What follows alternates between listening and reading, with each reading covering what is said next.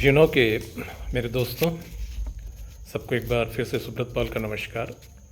और आज मैं फिर कुछ लीगल अपडेट लेकर आप लोगों के बीच में आया हूँ। पहला लीगल अपडेट आप लोगों को ये बताना चाहूँगा कि सुक्खी सर की बेल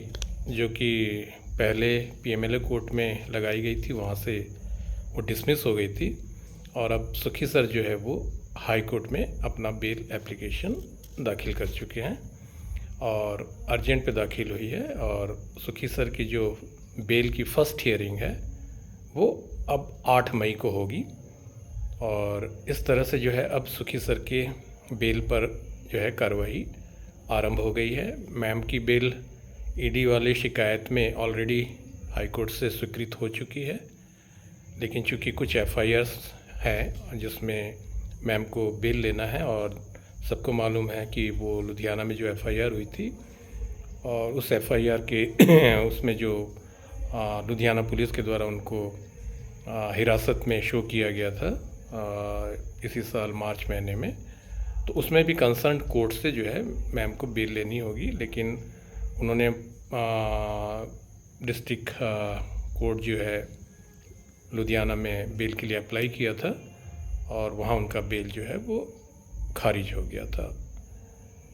दरअसल इस तरह के मामले में डिस्ट्रिक्ट स्तर पर जो माननीय न्यायालय हैं वहाँ पर बेल मिलना बड़ा मुश्किल हो जाता है, लेकिन वो एक प्रक्रिया है, एक प्रोसेस है और जो जिस आधार पर खारिज होता है बेल, उस आधार को लेकर फिर हाई कोर्ट में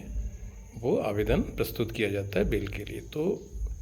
निकट भविष्य में बहुत जल्दी मैम की बेल जो है वो हाई कोर्ट में भी लग जाएगी और इस तरह से हम देख रहे हैं कि अब जो हमारे सुक्खी सर मैम, इनकी बेल की पूरी कार्रवाई आरंभ हो चुकी है। मैम को ऑलरेडी ईडी वाले केस में बेल मिल चुकी है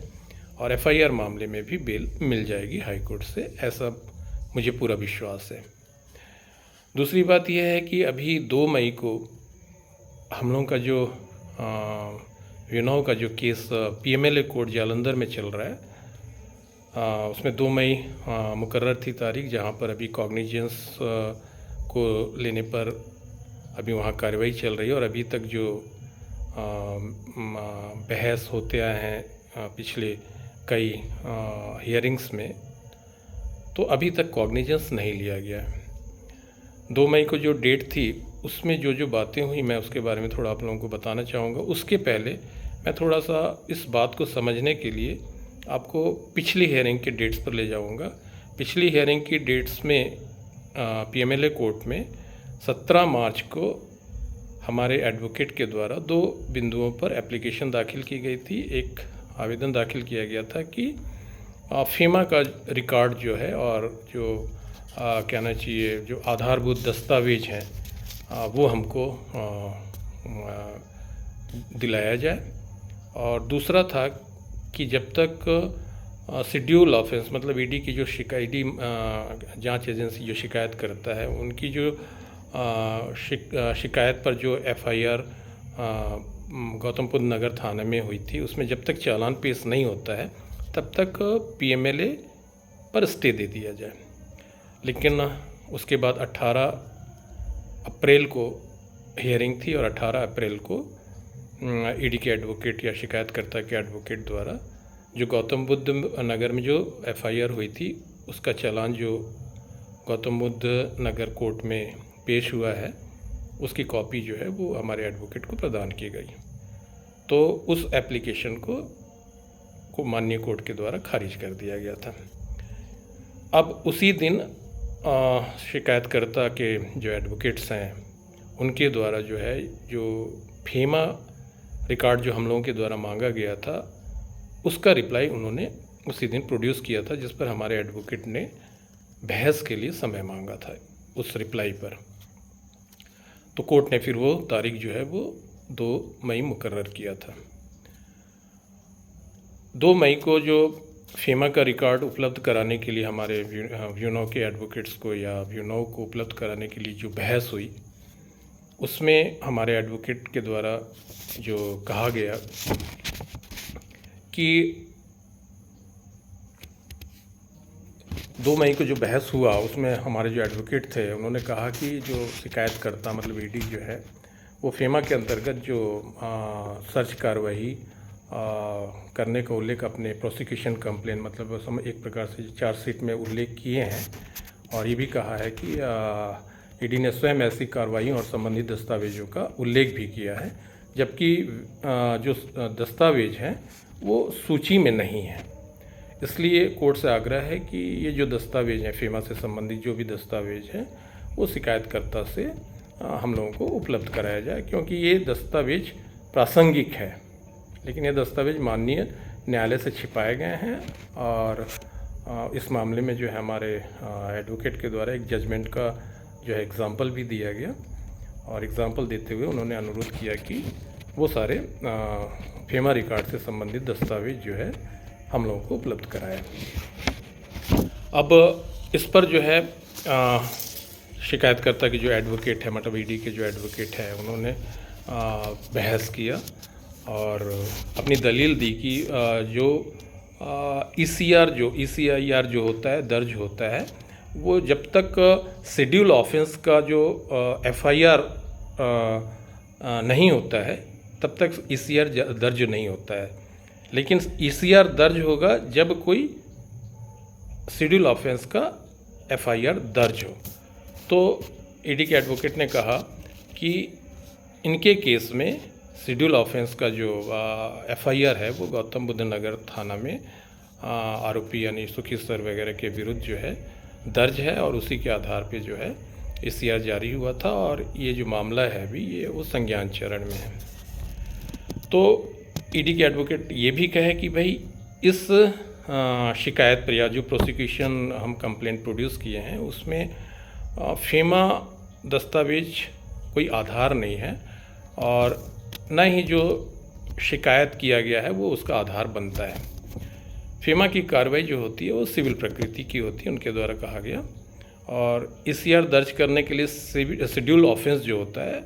उसका FIR होना चाहिए, जो कि वाकई में है। विनोद के एडवोकेट द्वारा जिस जजमेंट का हवाला दिया गया था उसके संबंध में भी जो है ईडी के एडवोकेट ने ये कहा कि वो वर्तमान तथ्यों पर लागू नहीं होता है, क्योंकि उस मामले में चार्ज फ्रेम था, जबकि यहाँ संज्ञान यानी कॉग्निजेंस चरण को पार करना है, इसलिए ये प्रार्थना जो है खारिज कर दिया जाए। ये बहस जो हुआ वहाँ पे दोनों एडवोकेट ने जो अपनी अपनी दलील प्रोड्यूस की माननीय कोर्ट के समक्ष, तो उस पर माननीय कोर्ट जो है सभी पहलुओं पर को देखते हुए और उसका जिक्र करते हुए ये कहा कि जो फेमा का दस्तावेज है वो दस्तावेज जो प्रोसिक्यूशन कंप्लेंट के दस्तावेज सूची में जो है वो शामिल नहीं है, और कोर्ट ने ये माना कि विनोद के द्वारा जो फेमा से संबंधित दस्तावेज प्रदान किए जाने का जो आवेदन दिया है उसमें मेरिट नहीं है ना, और मेरिट नहीं होने से ये आवेदन को खारिज किया जाता है। तो जो फेमा के लिए जो रिकॉर्ड मांगा गया था विनोद के द्वारा उसको माननीय न्यायालय जो है PMLA कोर्ट जालंधर के द्वारा खारिज कर दिया गया। उसके उपरांत उसी दिन जो है फिर हमारे एडवोकेट के अनुरोध पे जो है कॉग्निजेंस लेना है उस पर बहस के लिए जो है समय मांगा, और कोर्ट के द्वारा जो है फिर उसको 6 जून के लिए स्थगित कर दिया। मतलब अब कॉग्निजेंस का मामला जो है वो अब 6 जून को बहस होगा कि इसमें कॉग्निजेंस लेना है या नहीं लेना है। कॉग्निजेंस मतलब मुकदमा चलाना है या नहीं चलाना है, इस पर बहस होगा। तो ये थी 2 मई की कार्रवाई और उसका जजमेंट के बारे में आप लोगों को मैं संक्षिप्त रूप से बताया। और अभी फ़िलहाल हम लोगों का जो ध्यान है वो 8 मई की तरफ रहेगा, जिस दिन सुखी सर की बेल की पहली सुनवाई शुरू होगी हाई कोर्ट में, माननीय हाई कोर्ट में। और उसके इस बीच मैडम की भी हो सकता है हाई कोर्ट में बेल एप्लीकेशन लग जाए FIR मामले में। और फिर सभी को मालूम है और मैं पहले भी बता चुका हूँ कि 18 मई को एडुकेटिंग अथॉरिटी यानी अपीलेट अथॉरिटी जो ट्रिब्यूनल है वहाँ पर हमारे बैंक अकाउंट वगैरह अनफ्रीज करने के लिए भी केस चल रहा है, और वहाँ पे सारे दस्तावेज भी हैं जो विनोद के द्वारा प्रोड्यूस किए जा रहे हैं। तो 18 मई को वहाँ पे डेट है। तो इस तरह से हम देखते हैं कि हम लोगों के केस में कंटिन्यू जो है डेवलपमेंट हो रहा है। और इस बीच में एक और चीज़ बताना चाहूँगा कि जो एफआईआर्स हुई हैं उसके संबंध में एक याचिका सुखी सर के द्वारा सुप्रीम कोर्ट में भी दाखिल की गई है। अब वो उसका अभी तक ये नहीं मालूम है कि वो सारे एफआईआर्स को मर्ज करने के लिए है या स्टे करने के लिए, ये बाद में पता चलेगा जब लिस्ट हो जाएगी। तो इस तरह से कंपनी पूरी तरह से फाइट कर रही है और कंपनी में सुखी सर और मैम और सभी लोग बेल पर बाहर आना चाहते हैं। इस आशय पर बाहर आना चाहते हैं कि जो क्लाउड एसेट ओनर हैं उनको हम जल्द से जल्द रेंट का भुगतान करें, और वो प्रयास भी कर रहे हैं कि बैंक अकाउंट वगैरह जल्दी से जल्दी अनफ्रीज़ हो। तो मैं यही कहूँगा कि जब व्यू नाउ पूरी शिद्दत के साथ हम लोगों के लिए, हमको रेंट देने के लिए अपनी लड़ाई लड़ रही है, हम लोग सब मिलके व्यू नाउ का साथ दें। और जो डेवलपमेंट हो रहा है तो निश्चित ही बहुत जल्दी बहुत कुछ रिजल्ट भी सामने आएगा। और सुखी सर,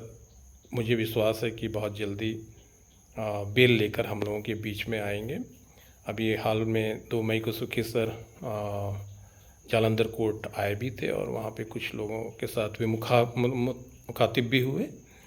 और उन्होंने सबको पूरे कॉन्फिडेंस के साथ यही कहा कि किसी को घबराने की आवश्यकता नहीं है,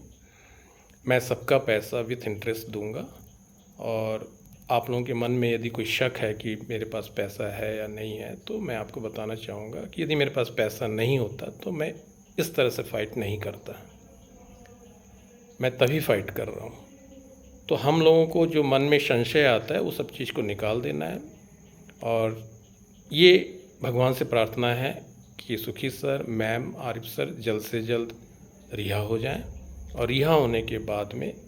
जैसा कि सुखी सर ने वादा किया है कि उनकी पहली प्राथमिकता सबको रेंट देने की होगी, और वो इस वादा को ज़रूर पूरा करेंगे, हम लोगों को विश्वास है। कठिन परिस्थिति में हम लोग ज़रूर हैं, और कठिन परिस्थिति में आज हम लोग 17-18 महीने गुजार चुके हैं। मैं आशा करता हूँ कि आने वाले कुछ समय और भी हम गुजार लेंगे, और भगवान गुजार भी रहा है हम लोगों को। निश्चित हमारा जो भविष्य है वो बेहतर होगा इस कंपनी के साथ में, क्योंकि कंपनी एक टेक्नोलॉजी के साथ काम कर रही है और फ्यूचर की टेक्नोलॉजी में अपना बिजनेस कर रही है। पर इन्हीं सब बातों के साथ अब मैं रखता हूँ। सब लोग अच्छे रहें, स्वस्थ रहें, एक दूसरे से बात करते रहें, एक दूसरे को अपडेट देते रहें, एक दूसरे से किसी प्रकार का मनमुटाव ना करें। मनमुटाव करेंगे मामला बिगड़ता है। इसलिए खुशी खुशी कुछ दिन और या समय जो है हम लोगों को गुजारना है, और निश्चित रूप से ये समय गुजर जाएगा, और आने वाला जो समय होगा वो हम लोगों के लिए पूरी खुशियाँ लेकर आएगा, ऐसा मुझे पूरा विश्वास है। धन्यवाद आपका।